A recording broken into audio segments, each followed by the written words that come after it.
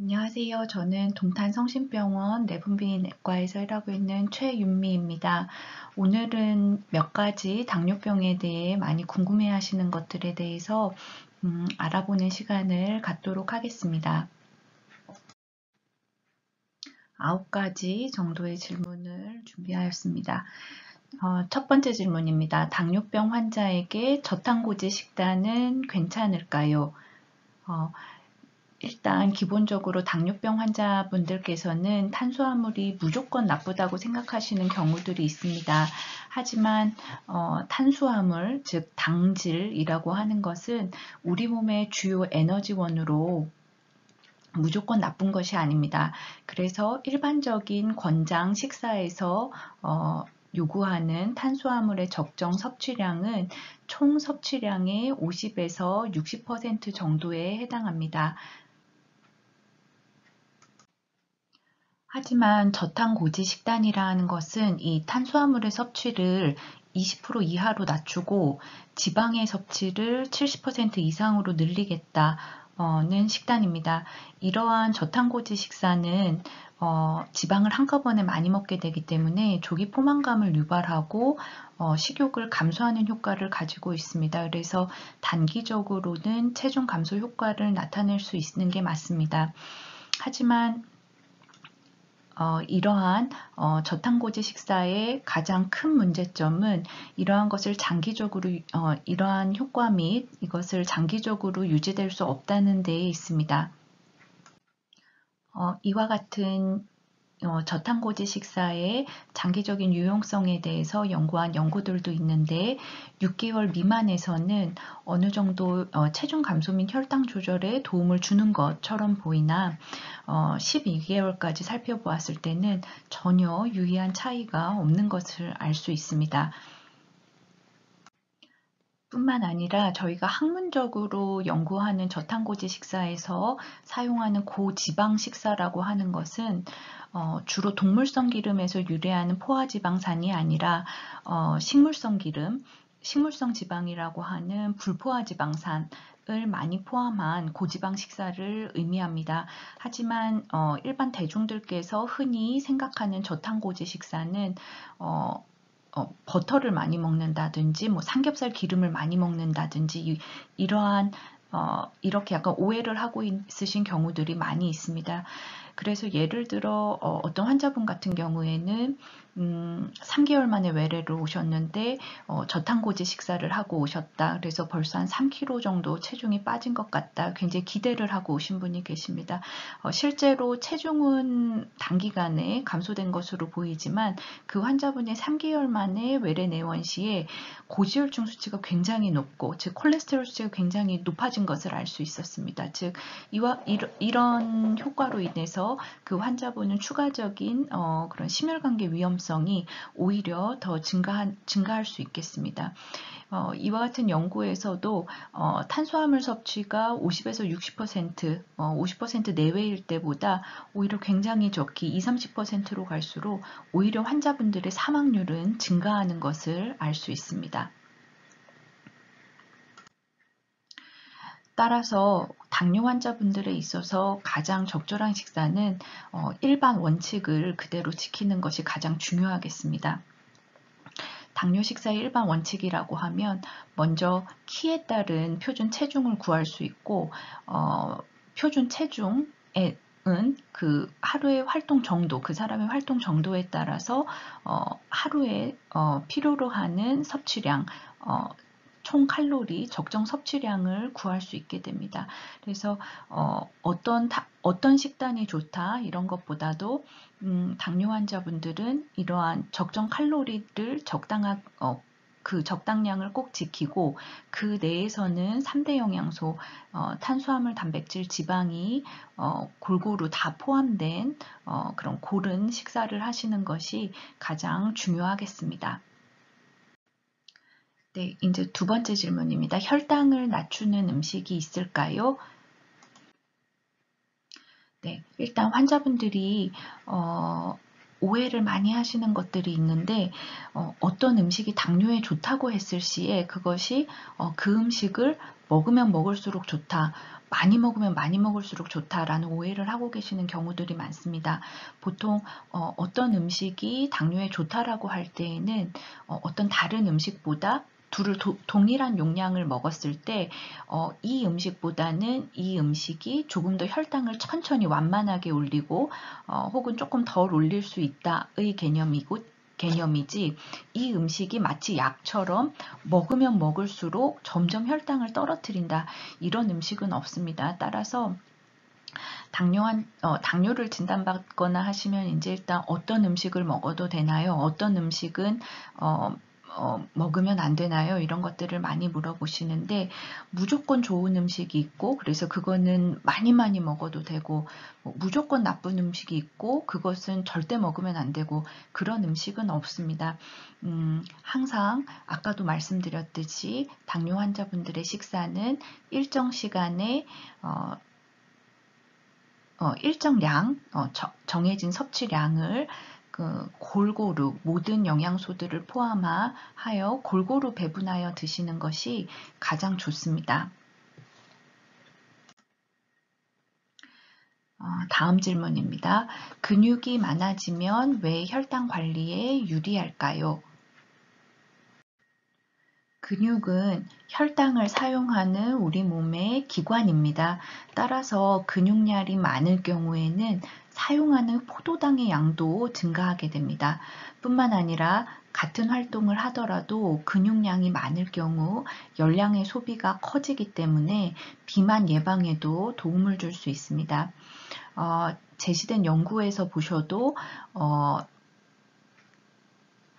근육 질량이 증가할수록 포도당의 이용률이 비례하여 증가하는 것을 확인하실 수 있습니다. 다음으로 네 번째, 다섯 번째 질문은 제가 하나로 묶었는데요. 제로콜라에 사용하는 수크랄로스도 결국은 대체 감미료의 하나이기 때문에 두 가지 질문을 같이 묶었습니다. 제로콜라 대체 감미료가 당뇨병 환자에게 괜찮을까요? 라는 질문입니다.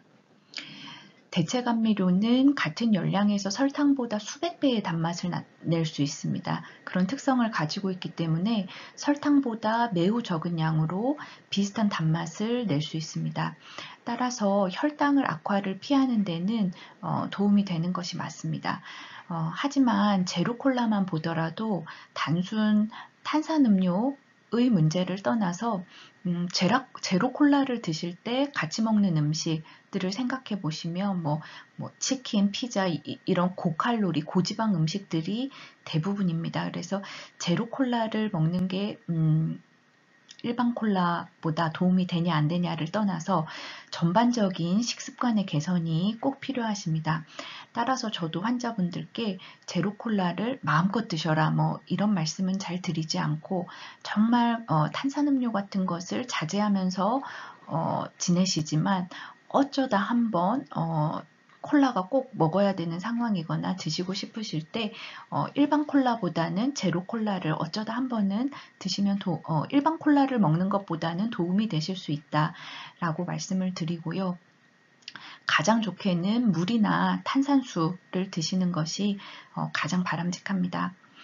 또 한 가지 주의하실 점은 시중에 판매되고 있는 대체 감미료들이 실제 성분을 보면 설탕을 포함하고 있는 경우들이 상당수 있습니다. 그래서 이게 대체 감미료라고 생각하시고 마음껏 쓰고 오셨는데 알고 보니 설탕이 포함되어 있어서 혈당 악화를 경험하시는 분들도 간혹 있습니다. 그래서 간혹 대체 감미료를 구매하실 때는 성분이나 칼로리에 대한 확인도 꼭 필요하십니다. 그리고 마지막으로 드리고 싶은 말씀은 여러 연구들에서 밝혀진 바인데 대체 감미료는 입에서는 굉장히 아주 단맛을 나타내지만 실제는 열량이 거의 없습니다. 이런 열량과 입에서 느끼는 단맛의 불일치로 인해서 이러한 대체 감미료의 사용, 제로콜라를 마시는 것이 식욕을 더더욱 돋굴 수 있다라는 연구 결과들도 상당수 있습니다. 그래서 결론적으로 대체 감미료를 포함하여 포함하여서 모든 이런 단맛의 섭취는 줄이시는 것이 중요하고, 아주 가끔 어쩌다 한번 꼭 필요성이 있으실 때에는 가끔 적절히 사용하시는 것이 도움이 되실 수는 있습니다. 6번째 질문입니다. 당뇨에 좋다고 하는 여주의 진실은 무엇인가요? 여주는 일부 동물, 쥐를 포함한 동물 연구들에서 혈당을 좋게 했다는 그런 성분이 있다는 연구들이 있기는 합니다. 하지만 이런 연구들은 대부분은 다 동물들에서 이루어진 실험이지 아직 인간에게 연구된 바는 굉장히 미미하고 없습니다. 따라서 이 여주가 인간에서는 효능이 있는지, 그리고 효능이 있으려면 얼마나 복용을 해야 하는지, 그리고 그렇게 복용할 때 다른 부작용은 없는지, 이와 같은 것들이 인간에서는 연구된 바가 없습니다. 따라서 효과도 정확하게 알려지지 않은 식품에 대하여 부작용이 있을 수도 있는 것을 감수하고 이러한 식품을 드시는 것은 권장드리지 않습니다. 실제로 여주를 아주 과량으로 농축돼서 드시고 오셔서 간 수치의 악화 등으로 다른 문제로 고생을 하시는 경우들도 상당히 있습니다. 따라서 이러한 여주뿐만 아니라 돼지 감자라든지 이런 식품들에 있어서 반찬 정도로, 이걸 이제 반찬으로 해서 조금씩 복용하시는 것은 큰 음식으로서 드시는 것은 큰 상관은 없지만, 그것을 아주 과량, 고용량, 주기적으로 매일매일 드시는 것은 절대 권유드리지 않습니다. 7번째 질문입니다. 당뇨약을 먹으면 췌장이 망가지나요? 일단 답부터 말씀드리면 절대 그렇지 않습니다. 췌장 기능을 가장 많이 저해야 하는 것은 고혈당 그 자체입니다. 따라서 혈당이 높을 시에는 가능한 빨리 혈당을 빠르게 교정해 주는 것 자체가 췌장 기능을 보존하는 데 있어서 가장 중요합니다. 예를 들어 조절되지 않는 당뇨병으로 오셨을 때 인슐린을 포함하여 복합 약물 치료로 처음에 세게 조절을 시작하다가 혈당이 안정됨으로 인해서 췌장 기능이 어느 정도 회복이 되고, 그에 따라서 인슐린을 끊고 이후에 약물 치료도 낮추어가는 그런 경우들도 있습니다. 다만 약의 종류에 따라 췌장에 작용하여서 인슐린 분비를 자극하는 약물과 그렇지 않고 췌장을 거치지 않고 혈당 강화 작용을 나타내는 약들의 차이는 있지만, 그렇다고 하여 췌장에 작용하여 인슐린 분비를 자극하는 약이 나쁘다는 뜻은 절대 아닙니다. 환자분들의 동반질환, 합병증 상태, 그리고 혈당 조절 상태에 따라서 담당 의사 선생님께서 적재적소에 적절하게 약물 치료를 사용하실 시에 혈당이 안정화됨에 따라 그에 따라 췌장 기능이 더 오래 보존될 수 있다라고 생각하시면 되시겠고, 즉 당뇨약을 사용함으로써 췌장이 망가질까요? 이런 이야기는 전혀 근거가 없는 이야기입니다. 8번째 질문입니다. 인슐린 주사는 당뇨병 말기가 돼야 처방받나요? 이것도 답부터 말씀드리면 절대 그렇지 않습니다. 간혹 당뇨병의 종류에 따라서 1형 당뇨병, 소아당뇨병 환자분들은 인슐린 분비가 되지 않고 췌장에서 인슐린 분비가 되지 않기 때문에 인슐린의 절대적 부족 상태입니다. 그런 경우에 있어서는 인슐린 치료만이 적절한 치료법이라고 할 수 있겠지만, 현재 이 영상을 보고 계신 분들은 대부분은 성인형 당뇨병, 2형 당뇨병일 것으로 생각되는데, 2형 당뇨병에서 인슐린을 맞아야 하는 경우는 갑작스런 혈당 상승이 있거나 적절한 경구 혈당 강화제를 복용함에도 불구하고 혈당 조절이 적절하지 않을 때, 이럴 때는 아까 말씀드렸던 1형 환자처럼 인슐린이 절대적으로 부족하다, 인슐린이 췌장에서 분비되지 않는다가 아니고 현재 인슐린 분비 능력이 약해진 상태로 생각하시면 되시겠습니다. 이렇게 인슐린 분비 능력이 약해진 상태에 인슐린을 사용하여 혈당을 안정시킬 시에는 그에 따라서 아까도 말씀드렸지만 혈당이 안정이 되고 췌장 기능 또한 안정을 찾게 됩니다. 그렇게 되면 그 경우에 다시 인슐린을 중단할 수 있습니다. 아까도 예를 들어 말씀을 드렸지만 요즘에는 예를 들어 첫 내원하셨는데 처음 당뇨병을 알고 내원하셨는데 그동안 몰라서 조절을 못한 거지만 어쨌든 현재 혈당 조절이 굉장히 조절되지 않는 상태일 경우에는 첫 내원 시부터 인슐린과 인슐린을 사용을 하고 혈당을 빠르게 안정시키는 것을 가장 중요하게 생각하고 있습니다. 그렇게 한 이후에 인슐린을 끊어 나가고 다시 약으로 드시는 경우가 대부분입니다.